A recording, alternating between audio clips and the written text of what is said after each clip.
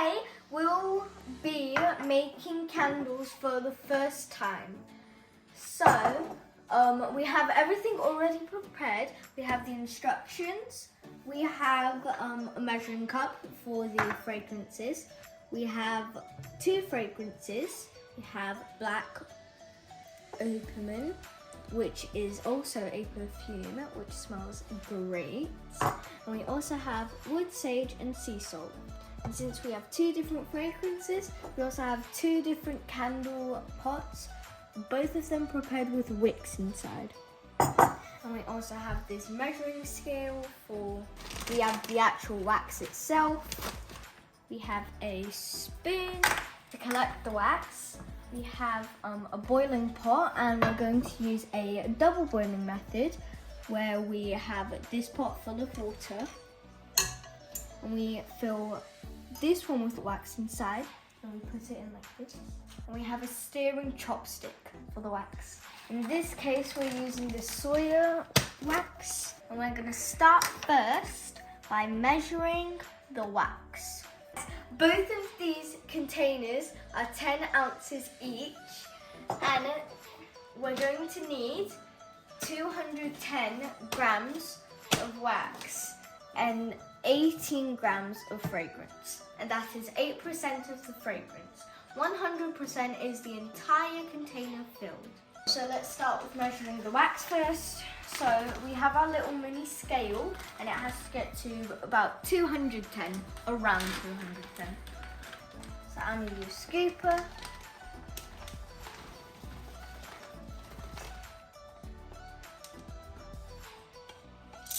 And put it in here. And now some more. Okay, that's it. We've got 210 grams now. Now we're going to pour all of this wax into here so it can get melted. That'll be enough. We put this inside and turn the hot water to boil. Don't try this at home. Always have parental supervision with you children. When the wax is getting melted, we're going to prepare the fragrance. So first, I'm going to go with wood sage and sea salt. And we already have the measuring cup set, and we have to put 18 grams of fragrance.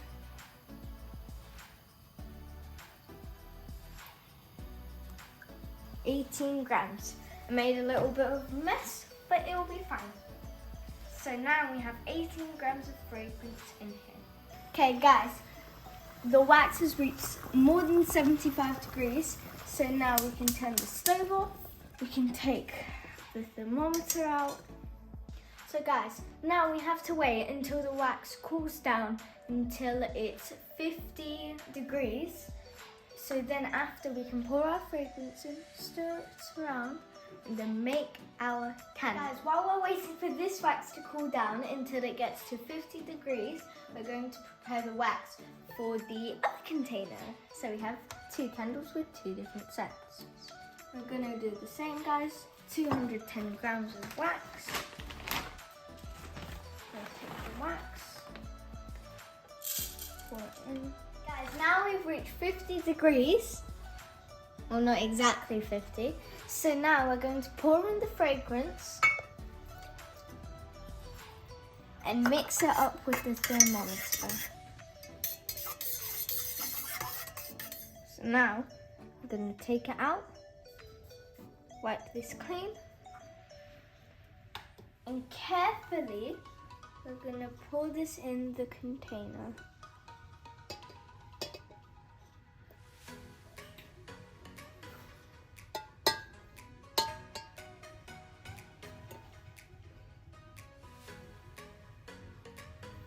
And it's reached the top, guys. We measured it perfectly. It's all the way at the top.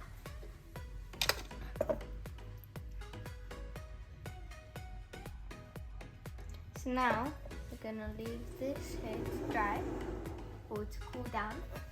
I'm going to use this clip I found to hold the wick in place for 24 hours.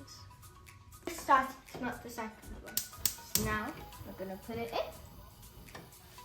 And we're still waiting for this one to get cooled down. So guys, now we're going to add in the fragrance. We're still going to put in 18 grams, but instead I'm going to use the chopstick so I don't spill it everywhere. So technically, hold this on it, put it on, and then I slightly pour it in.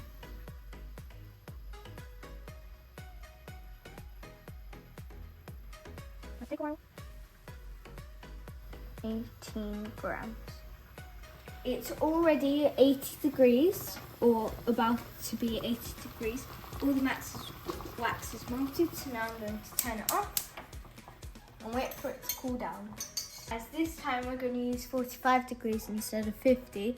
So now we're going to pour it in, going to mix it until every last drop is used.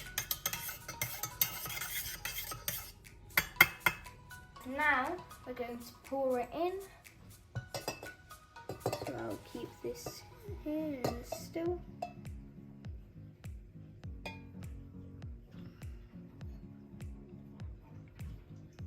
So this one also filled up all the way to the top. So now we're going to need something to hold this in place. And it's all there. And guys, the glass on the outside is already starting to get frosted. It's just the inside that's still kind of melty. Okay, so guys, to see the difference, this one, which we did previously, is already starting to get solid, while this one is still kind of a liquid, but around the outside it's still kind of frosted. So I'm going to come back tomorrow and see you guys to test them out. Bye! Hi guys, so it's the next day and we have both of the candles which I made with you guys and 2 extra ones that we made with some leftover wax. So these ones with leftover wax smell pretty nice. We put a label on this one so you know what scent it is. And now we're going to be trying them all out. So guys, before we light them up, I'm going to tell you about the smell. So this one is black opium. Even though we used 8% of the fragrance, it still has a really strong smell to it. And this one is wood sage and sea salt. We didn't add a label to this one as it already has a design to it. It still smells nice, but it's not as strong as the black opium. So now we're gonna light them up.